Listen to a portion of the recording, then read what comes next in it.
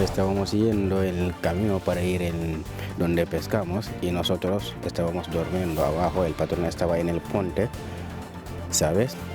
Y estábamos durmiendo y sentimos que empezaba a entrar agua donde estábamos nosotros.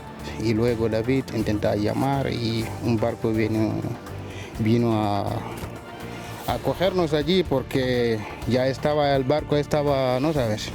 Pensaron que daban chicado, que se lle pasara outra vez, bueno, deran chicado, pero nada, nos viron que xa non eran capaces, entonces se tuveron que deixar, saltou a radio baliza e se tuveron que deixar.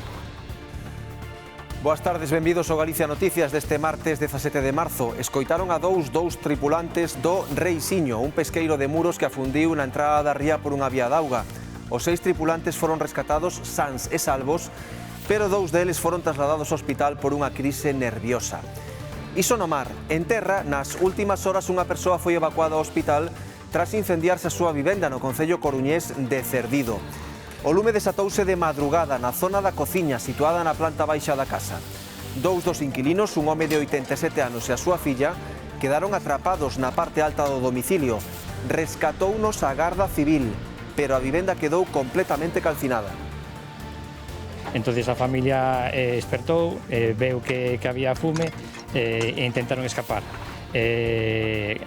Ao intentar escapar, abriron a porta da cociña, entonces avivaron máis o lume e incendiou prácticamente toda a vivenda. En Lugo quedou visto para sentenza o xuízo contra o profesor acusado de agresión sexual a 5 alumnas. Hoxe declaraban as psicólogas forenses que exploraron as menores. No seu informe, danlle credibilidade ao relato dunha das nenas. O describen como amplo e de calidade e non ven posible que fora inventado. No caso das outras 4 viron máis incoherencias. O mestre mantén a súa inocencia. Na Arousa están arando o fondo mariño. Tras a entrada masiva de auga doce na ría nas primeiras semanas do ano, a confraría da illa está rexenerando os bancos marisqueiros. Removen a area cun barco para poñer o fondo a punto e posteriormente sementan a meixa. Mañá mesmo teñen previsto botar as primeiras 300.000 unidades da meixa babosa e xapónica. O que non nos podemos quedar no cuarto da salud a esperar a que todo se regenere solo. Eso a mellor algún ano podería pasar, pero a día de hoxe é complicado se o mar non se lle acaba botando marisco esperando a que solo co desove natural se regenere. E seguro que xa o notaron, o sol e a calor están a ser os protagonistas desta xornada. Hoxe vanse superar os 20 graus en toda Galicia, ata os 25. Chegarán en lugares como Ourense ou Vigo. Un tempo case de verán, cando estamos aínda ás portas da primavera, nunha xornada en que moitos xa están a aproveitar para cargarse de vitamina D.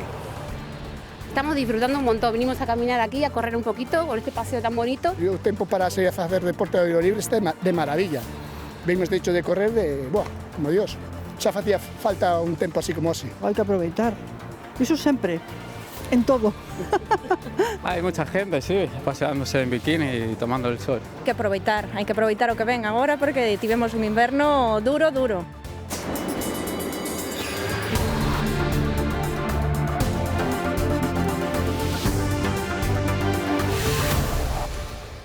Imos xa con ese susto no mar desta mañá. Un pesqueiro de Muros, o Reixiño, afundiuse na entrada da ría por unha vía d'auga. Os 6 tripulantes foron rescatados sans e salvos por unha embarcación que estaba preto e logo foron trasladados ata Porto do Son pola Salvamar Regulus. 2 deles sufriron unha crise nerviosa e foron trasladados ao Hospital do Barbanza. Aliu, Omar e Musa son 3 dos 6 tripulantes do Reixiño. Con moita templanza, a pesar da dura experiencia vivida esta mañá, relatáronnos como foi o naufraxio a 5,8 millas da costa na entrada da ría de Muros e Noia cando ían ao polvo. Estábamos yendo el camino para ir en donde pescamos y nosotros estábamos durmiendo abajo, el patrón estaba en el puente y sentimos que empezaba a entrar agua donde estábamos nosotros. Yo me fui a avisar a David. Y luego empieza a entrar más agua, intentamos a ver dónde viene el agua y tal, y luego David intenta llamar y un barco vino a cogernos allí porque ya estaba el barco, no sabes. Rescatounos o pesqueiro do mar de Porto do Son, que estaba preto deles. O patrón e outro dos mariñeiros tiraronse á auga cando o Reixiño xa ia a pique. A Salvamar Regulus trasladounos logo a Porto. Unha vía de auga foi a causa do afundimento, pero descoñécese que a provocou.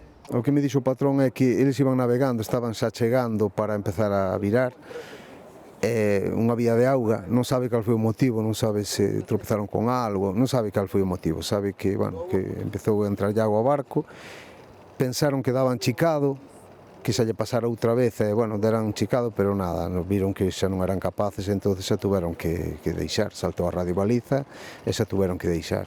3 ambulancias esperaban polos superviventes en Porto do Son. Só o patrón e outro mariñeiro tiveron que ser trasladados ao Hospital do Barbanza por unha crise nerviosa, pero atópanse ben. Os 3 mariñeiros senegaleses dan grazas pola sorte que correron. No pasó nada, solo estábamos un pouco nerviosos, ¿no?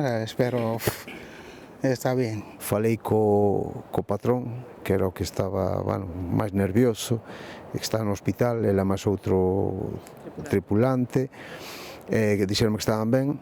O Reixiño xa sufrira unha vía de auga en 2005 na mesma zona, tivera que ser remolcado por salvamento marítimo ata Porto do Son. E dámoslles conta agora doutro rescate, desta volta dun operario que se cortou cunha motoserra nas Illas Cíes, no camiño do Monte Faro. O Servizo de Gardacostas de Galicia mobilizou o helicóptero de rescate Pesca 1 pro traslado deste home, que estivo consciente en todo momento. Presentaba un corte na man, provocado pola motoserra. A máquina estaba apagada, pero o home apoiou a man accidentalmente sobre a cadea, o que lle causou as feridas. Entonces a familia despertou, veu que había fume e intentaron escapar. Ao intentar escapar, abriron a porta da cociña, entonces avivaron máis o lume e incendiou prácticamente toda a vivenda. O hipermercado Family Cash exixe 137.000 euros o sindicato que o denunciara por ter roedores entre os produtos alimentarios. O establecemento de Lugo tivo que pechar durante 4 días en outubro do ano pasado as súas instalacións no centro comercial Abella, mentres a Consellería de Sanidade investigaba a veracidade da denuncia. A compañía valenciana reclama agora unha indemnización á Comisión Sobreiras pola parte proporcional do alugueiro do local os días que estiveron pechados, así como as perdas económicas en produtos perecedeiros e refrixerados. Tamén en Lugo celebrouse hoxe a segunda xornada do xuízo a un profesor por agresión sexual a 5 alumnas. Hoxe declaraban as psicólogas forenses que exploraron as menores. No seu informe lle dan credibilidade ao relato dunha das nenas, que describen como amplo e de calidade e non ven posible que fora inventado. No caso dos outras 4 viron máis incoherenzas. O xuízo quedou visto para a sentenza. Xornada clave no xuízo contra o profesor lugués acusado de agresión sexual a varias das súas alumnas. Declaraban as psicólogas do Imelga que exploraron as menores e que concluíron que só o relato dunha delas era crible. Describiron ese relato como amplo e de calidade e non un discurso preparado. No caso das outras 4 menores eran máis breves e con incoherencias. A sala que ten que tomar a decisión de determinar se son creíbles ou non. Esa é unha valoración que depende exclusivamente da sala, pero estes elementos, os periciais, son elementos de auxilio. Entonces, por un lado temos o Imelga e por outro lado temos a perito de parte, que é unha doutora en psicología forense. Con ese perito, a acusación trataba de desacreditar o informe do Imelga. Para a acusación hai 5 vítimas e non só unha. Contrarrestar e entre comillas, a intentar desbotar os criterios que tomou Imelga para determinar que as nenas non eran cribles, cando temos moitos elementos obxectivos dentro de todas as actuacións que sí as consideran creíbles. A acusación fixou unha valoración positiva da primeira xornada do xuízo na que declarou o acusado. Se un menor nunha clase se porta mal, que non o poidas mandar á dirección, poñerlle un parte, senón que a solución sexa coller no colo e arrimar a zona genital a menores, nenas, cando todos os testigos que depuxeron no procedimento, tamén menos menores da clase, dixeron que os nenos non os collían no colo, pois canto menos pareceme inverosímil, a verdad. A defensa mantén a inocencia do profesor, así cualificaba o seu abogado a súa declaración ante a sala. Fue una declaración muy dura, lo que pasa es que yo creo que salió bastante airoso, o sea, es una persona que contó su verdad. O xuízo quedou visto para sentenza. A Fiscalía mantén a petición de 5 anos e medio de prisión por un delito de agresión sexual a unha menor, mentres que a acusación eleva a pena a 30 anos, 6 por cada unha das 5 vítimas. Na provincia de Ourense están a sufrir unha vaga de roubos en cemiterios. Os ladróns buscan o bronce e van os cristos das cruces que están feitos dese metal. Onde foi agora, Andrea? O último dos furtos foi aquí, na parroquia de Santa María de Fechas, en Celanova, onde nesta primeira ringleira de nichos que vemos ao entrar o cemiterio roubaron 6 cristos de bronce. As primeiras pesquisas indicarían que terían sido roubados para poder fundir o material e logo posteriormente poder vendelo. Foi esta pasada fin de semana, concretamente o domingo despois da misa, cando unha veciña se percatou da súa ausencia, de que estes cristos foran roubados. Uns furtos que se suman a unha vaga de roubos que está azoutando diferentes camposantos da provincia de Ourense. O primeiro deles tamén foi nunha parroquia de Celanova, en San Xoán de Viveiro. Ali levaron 12 cristos. Ademais, temos que sumarlles os roubos que houbo en Coles e en Cartelle, que en total sumarían unha trintena de roubos. O sábado de 3:30 a 4 máis ou menos, que tampouco controlei demasiado, viñen limpiar aí. E sei exactamente que estaba aí porque estuve no limpiando. E logo marchei, viñemos á misa o domingo, que normalmente é o sábado, pero desta vez foi o domingo, e cando cheguei aquí non estaba. Parece que non foi só aquí, foi en outros cementerios, nas Maravillas. Tamén que eu ayer falei cunha sobrinha do Emilio, do meu cuñado, e dixo, pois nas Maravillas tamén roubaron. Unha falta de respeto aos que están aquí.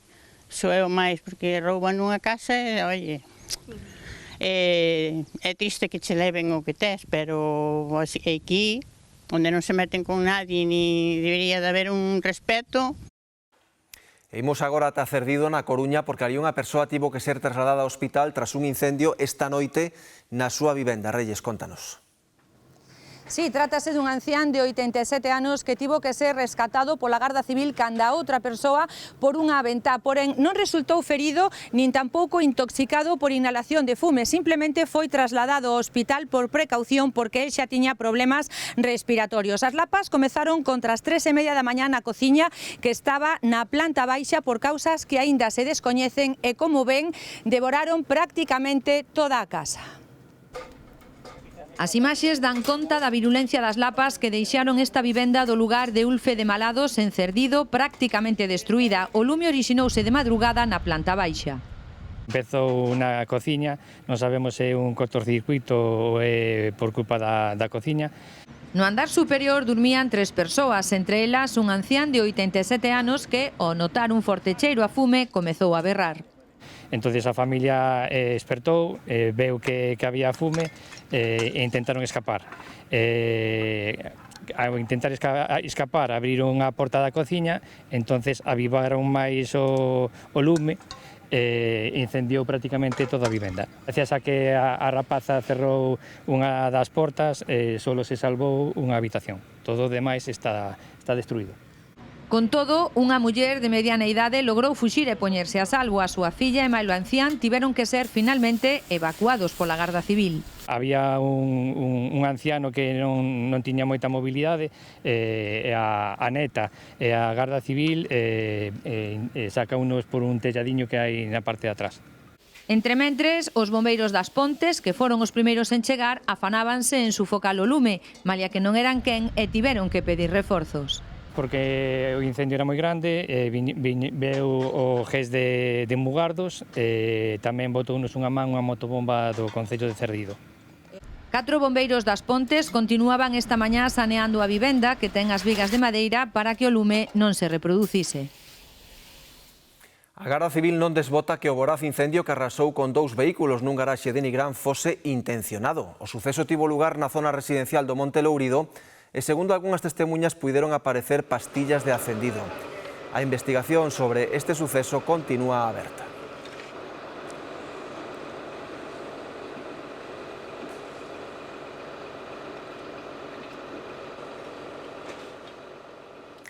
Case 2 millóns de euros calculan que teñen que gastar en Mazaricos para reparar a rede viaria do concello.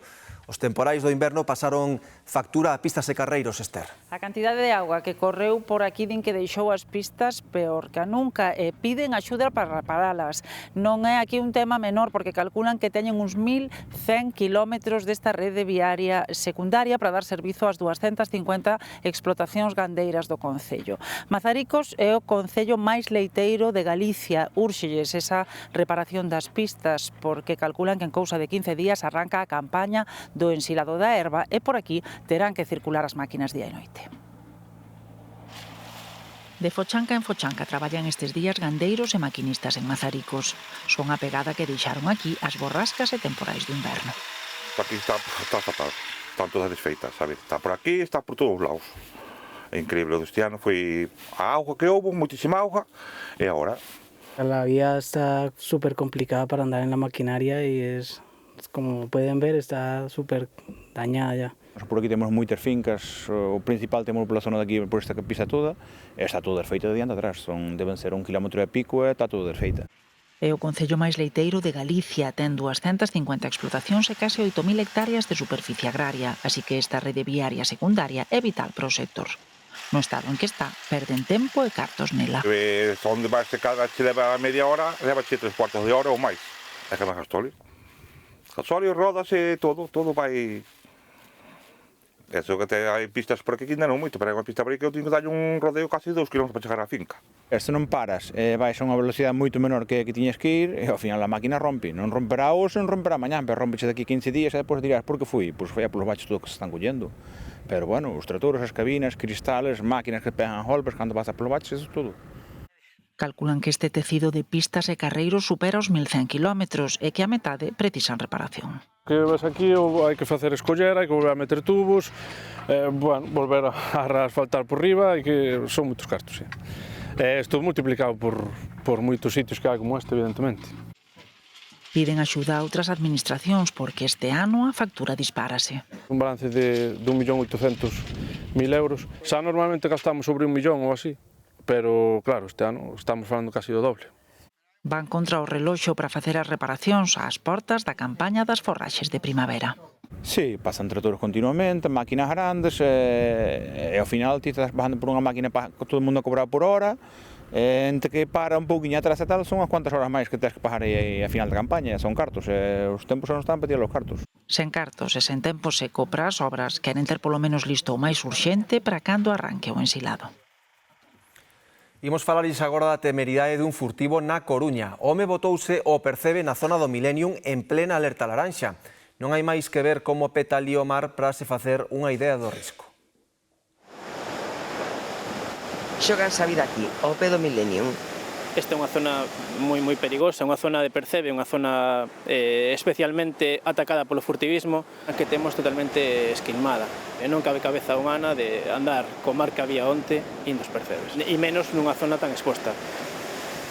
Nas últimas horas volveu pasar, un furtivo botouse a coller Percebe co mar golpeando con máis forza aínda que hoxe, unha auténtica temeridade. O risco de achegarse a pedra tanto por mar como por terra onte era unha locura. Onte o mar estaba moi malo, onte xa non era un mar para traballar únicamente o Percebe, que o Percebe por descontado que non, pero que xa hai moitos barcos que directamente xa non se iban a faenar. Por necesidade ou por ignorancia pouco lles importa arriscar a vida, e moito menos a doutros. De feito, alguén que o viu en apuros baixou polas rochas para botarlle unha man. Unha decisión espontánea, humana, pero non sempre acertada. A xente que pode estar ao redor intentando axudarlle e ao final caer os dous ao mar, non? Axudamos ou non axudamos, sobre todo se non temos formación ni nada, pasamos polo paseo, vemos en perigo, axudamos e ao final podemos ter dous accidentados en vez de un. Se algún caera nesta pedra ou naquela, automáticamente pasaría aquí. Sería imposible sacalo.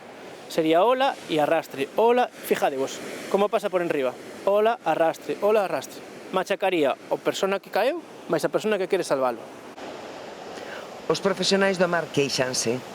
De un tempo a esta parte profesionalizouse precisamente porque son multas que non se pagan. Nós temos furtivos habituais con máis de 100 denuncias. E os de salvamento advirten.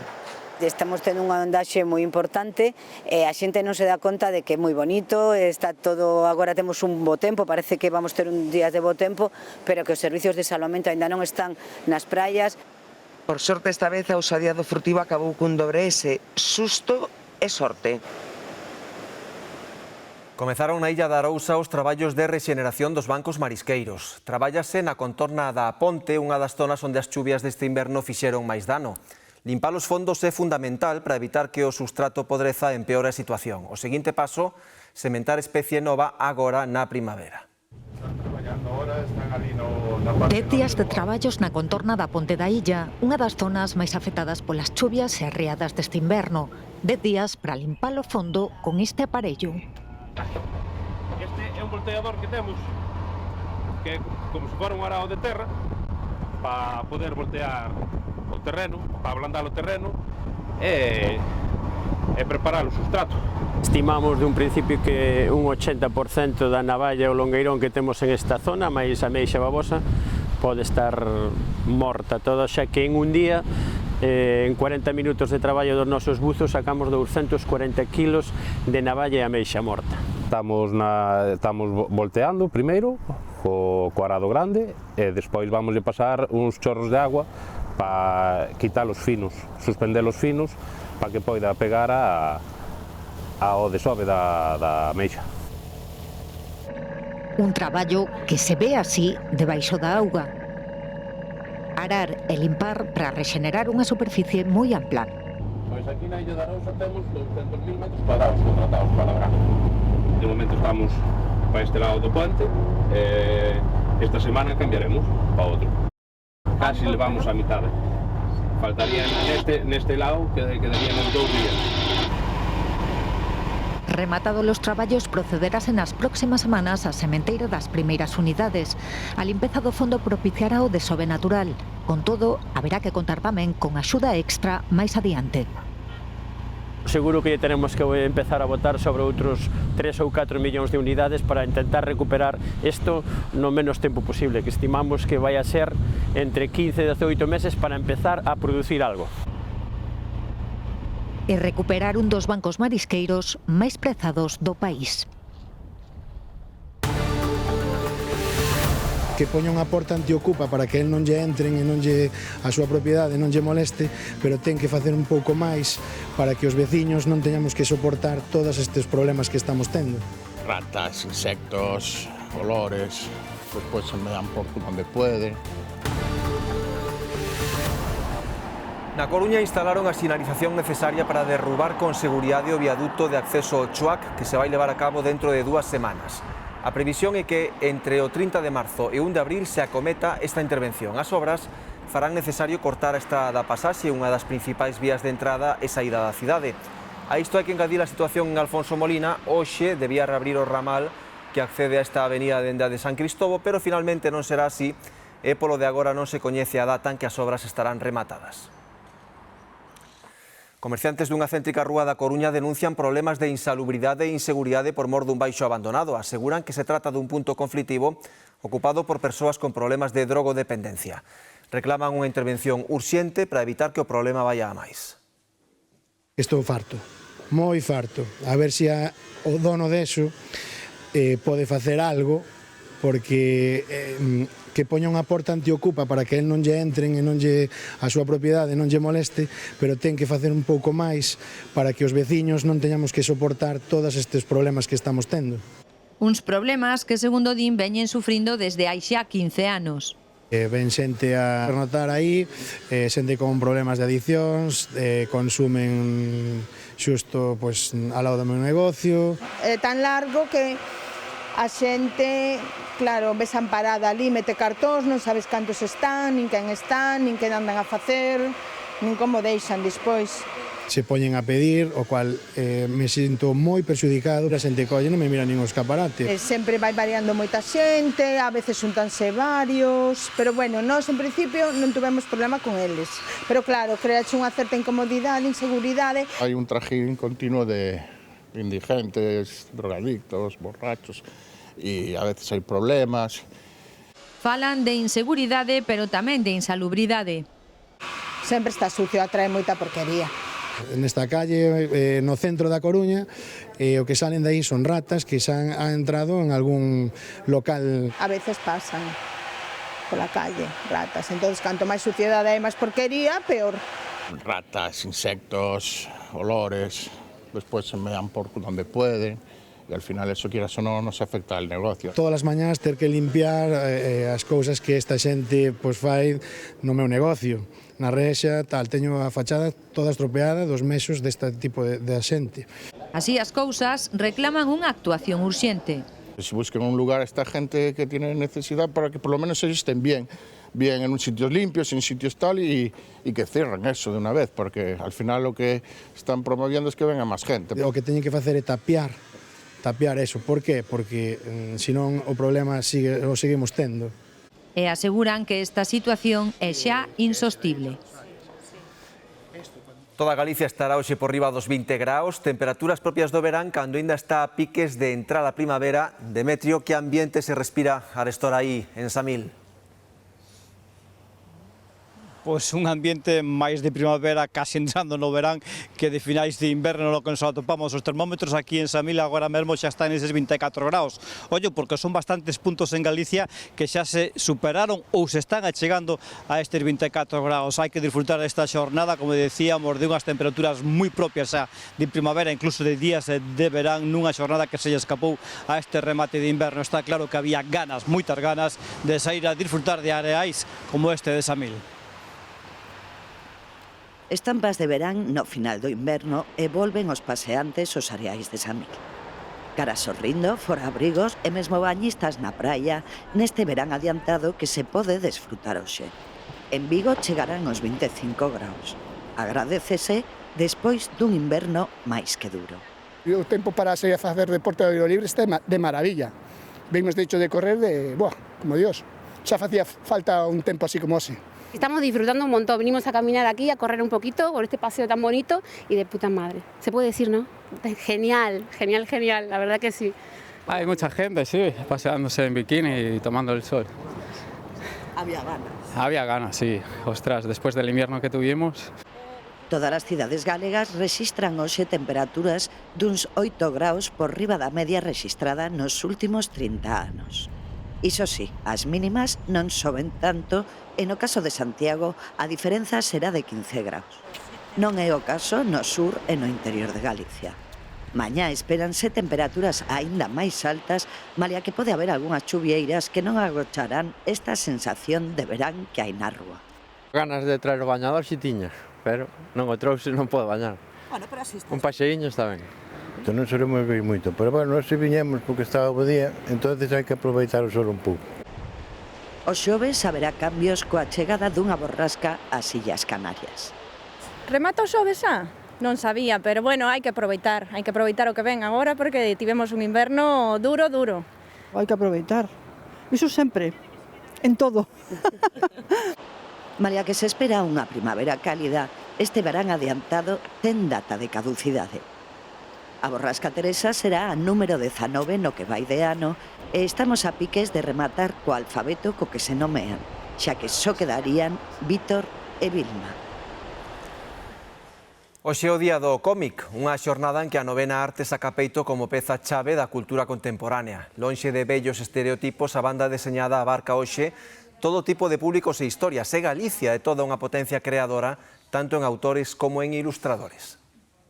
Se alguén sabe de cómics en Galicia, ese é Pío Barreiro. Leva 40 anos prescribindo viñetas dende a súa tenda de Compostela.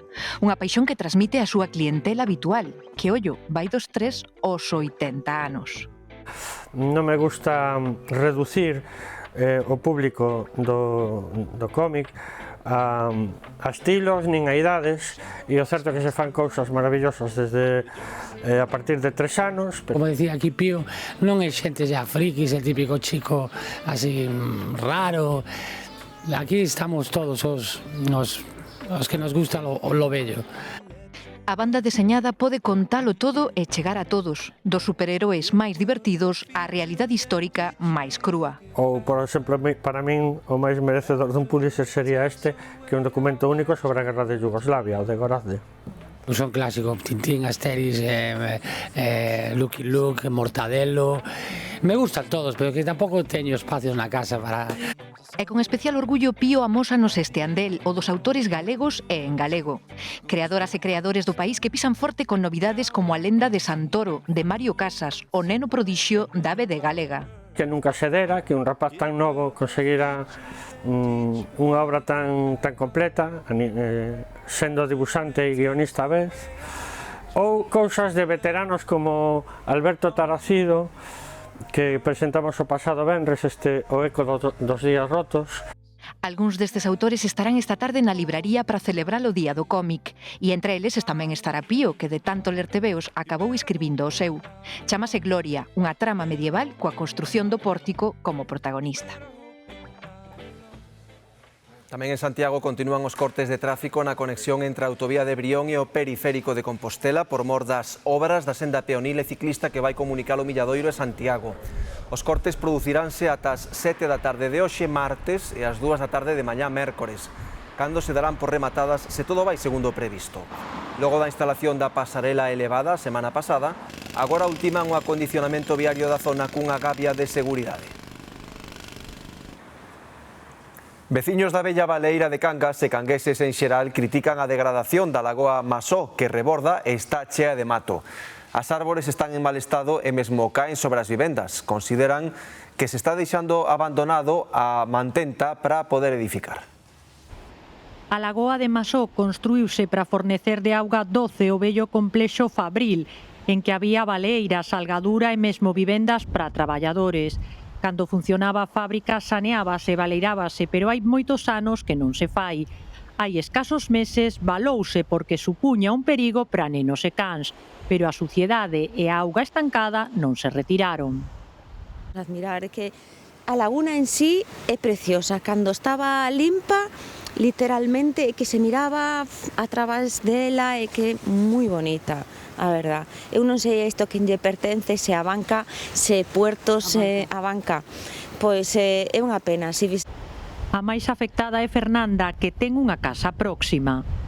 A min aféctame o exceso de auga que me inunda o jardín. Eu xa tuve que botar 90 camións de terra para ter máis alta a miña finca que o que é o entorno da lagoa. Estancada, sí. De feito, a lagoa ten un rebosadero, pero hai que mantelo limpio. Se ese rebosadero estuviera mantido limpio, non crecería tanto a lagoa como crece. Fernanda vese na obriga de rozar ela mesma o predio actuando en propiedade privada. O mal estado da finca provocou a caída dunha árbore sobre o seu tellado e implicou que a botasen do seguro. A mí se me caeu un árbol riba da casa cando foi da Filomena, un árbol, ás 5 da mañán, que saltamos da cama. Costounos tamén negociar con eles, madre mía. O que a pérdida porque o tellado coa Filomena que chovía que se estropeou. A mí botaronme do seguro da casa, Na zona houbera un importante proxecto urbanístico con peirao deportivo privado incluído que non se puido facer pola forte contestación veciñal que houbo durante anos en Cangas. Fernanda considera que os propietarios seguen teimando en construir aí e non lles interesa limpar ou mellorar os viais. O que pretenden é provocar que os poucos veciños da zona se vaian coa mínima compensación posible. Medidas encamiñadas a defender as granxas de porcos en extensivo que hai no noso país, con axudas para afrontar os investimentos necesarios na loita contra a transmisión da peste porcina africana. Estas son as principais demandas dun colectivo que acaba de fundarse baixo o nome de Plataforma de Porcino de Cría Tradicional. A gran competencia das explotacións industriais engádese un novo escenario que afoga as granxas de cochos en extensivo. Trátase dun endurecemento das condicións de bioseguridade para lle facer fronte ao risco sanitario que supón a peste porcina africana. Por esta razón, os gandeiros afectados decidiron fundar en Lugo unha plataforma de porcino de cría tradicional. A peste porcina africana afecta-nos de forma directa e obliganos a ter uns peches, un doble peche, o cal incrementa os costes e a día de hoxe se aumenta o coste a pouca ganancia que vas a obter deles e é cada vez menor ou se estanca, pois cada vez é máis complicado. E pon as explotacións como son as nosas a cría de porco celta, que é unha explotación solen ser pequenas, pois faino moi difícil. O vector de transmisión é o xabarín, temos unhas altas densidades en Galicia e o problema é que entra en contacto o que é o porco que nosotros criamos co xabarín que é o vector de transmisión. Polo tanto, pois o que se está facendo é poñer maiores exixencias en canto ao tipo de peches. Os criadores en extensivo exixenlles levantar un dobre balado que impida o contacto do seu gando co porco bravo, o que supón un incremento nos custos de produción nun marco de crise global. Aínda que a maioría dos integrantes se dedican aos cochos de raza autóctona, o colectivo está aberto a aqueles produtores de cría tradicional que queiran unirse e facer así unha maior forza na defensa das súas demandas. Sabemos que a burocracia neste país como é, os trámites son moi largos, e polo menos se vai individualizado a administración, sabemos como escoitante por educación non máis. E o que queremos é abrir esta plataforma para todas aquelas explotacións que independentemente da raza que teñan, coa que traballen, que compartamos esa forma de traballo, ese sistema extensivo e semi-extensivo que teñamos agora mesmo os mesmos problemas. Os seus membros, apenas unha decena, agardan que a nova plataforma dea lugar a unha futura asociación para traballar a prol do colectivo. Ata aquí o Galicia Noticias deste martes, quedan agora co Telexornal. Grazas pola compaña e boas tardes.